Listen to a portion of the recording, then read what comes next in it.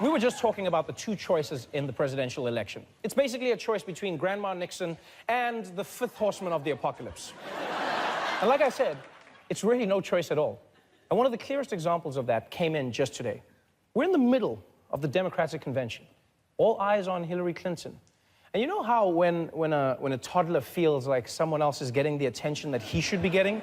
So the toddler starts banging pots and pans and vomiting to see if that'll get a reaction?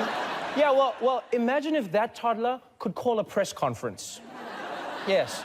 Once again, Donald Trump grabbed the spotlight. And this time, not for tanning purposes. No, he used it to address concerns that the Russian government may have orchestrated the DNC leaks. So all we really wanted to hear from Trump was that he's not working with Russia to subvert the American election. I will tell you this. Russia, if you're listening, I hope you're able to find the 30,000 emails that are missing.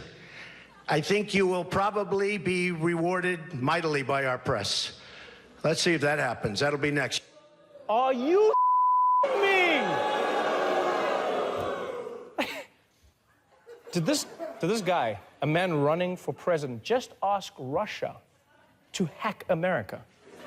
You know, for a person who's claiming bring jobs back to America, he sure started outsourcing them real quick.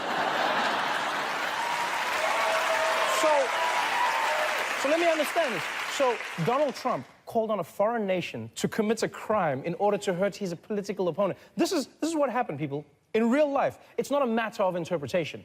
And here's why this worries many people. Because during the campaign, Trump has called to change American foreign policy in a way that directly benefits Russia, right? On multiple occasions, he said he wouldn't necessarily intervene if Russia invaded a NATO ally. On Monday, he said that the U.S. should abandon a whole bunch of countries that have always been aligned with the U.S. against Russia. I like NATO's fine, but they got to pay. They got to pay. We're protecting Germany. Nothing but money. When I talk about we protect Japan, which is great, now you always have to be prepared to walk. Folks, we may have to walk. You know, the fact that you can interchange a Donald Trump quote with a drunk bus driver should make Americans very afraid. You always have to be prepared to walk. We may have to walk, folks. I'm sorry, we may have to walk. It's almost hard. It's almost hard to believe he's saying this stuff out loud. It's like, have you ever seen that movie, The Manchurian Candidate? Yeah? It's about a Russian mole who's brainwashed to run for president. Trump is like if the Manchurian Candidate ran as the Manchurian Candidates. So because of all of this, reporters are, if you can believe this, actually starting to ask questions of Trump and his Russian-linked campaign manager, Paul Manafort. Like, for instance, whether Donald Trump has any financial ties to the Russian government. Trump tweeted yesterday that he has zero investments in Russia. But does Russia have investments in Trump?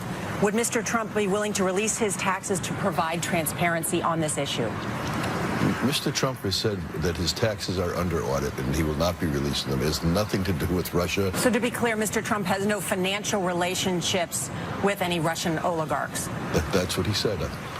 That's what I said. That's obviously what our position is.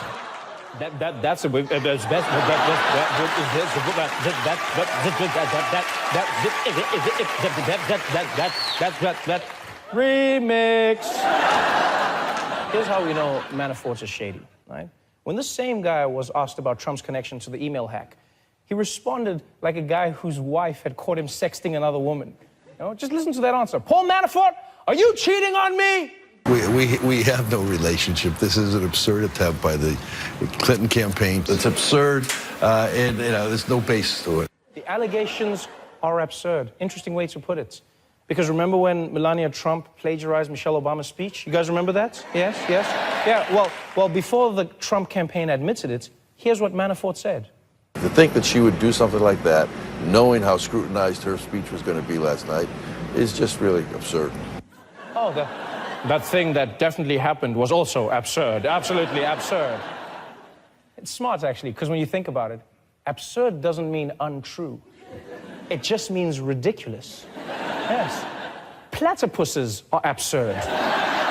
but they still exist. So Manafort is right. He isn't saying the Russia accusations are false. He's just acknowledging that all of this is batshit crazy. But since the allegations are so absurd, Trump felt the need to take the podium and reiterate how absurd they are. It is so far-fetched. It's so ridiculous. Honestly, I wish I had that power. I'd love to have that power. But Russia has no respect for our country. And that's why, if it is Russia, nobody even knows it's probably China. I'm sorry, what? It's probably China? America's about to elect a president who treats foreign affairs like a game of Clue? It's probably China with the computer in the library? What do you mean it's probably China? Up to this point, nobody else had mentioned China. No one had mentioned China in connection with the email hacks. Nobody. Most people in a position to know said it's Russia. But after about 30 minutes, Donald Trump then said this. We don't even know who it is. I heard this morning, one report said they don't think it's Russia. They think it might be China. I'm sorry, you heard this morning? You were the one who said it! How do you say that? Oh, I heard this morning. I heard this morning when I said it myself. You can't do that, Trump. You can't do that. You can't cite yourself as a source. And you know how I know that? Because someone said it earlier in this show. Me, I said that. You can't cite yourself. It's like editing your own Wikipedia page. What the hell is wrong with you? This is getting scary, people. And I don't understand how some people say they can't see it. You know, because Donald Trump is almost like global warming right now. People are trying to deny that it's real. Oh, they think it's something we can worry about later. But it is happening right now. And it also involves a lot of cow. So again, there should be no contest. Because let's look at this. Let's be honest, flat out, Republican or Democrat. Let's look at the worst case scenarios on both sides. With Hillary Clinton, worst case scenario, you have a bad president for 4 years, right? And America's had bad presidents before. You'll get through it. But America, you have never had a Donald Trump before. A man who claiming to be the leader of law and order and make America a safe candidate. That man who invites foreign hackers to steal files that he himself said contain American national security data. That man, that's a leader you've never had. A man who publicly admires and now very possibly colludes with Vladimir Putin. A man who is lovingly endorsed by Kim Jong-un. A man who praises and doubles down on praising Saddam Hussein. These are his role models. And these people, what you have to understand is, once they're in power, they don't go away. You don't get a chance to vote them out in 4 years. Their rule ends when the country ends. So to all the people out there considering voting for Trump, I hope you enjoy your vote. Because on days like this, you realize this could be the very last vote you will ever get.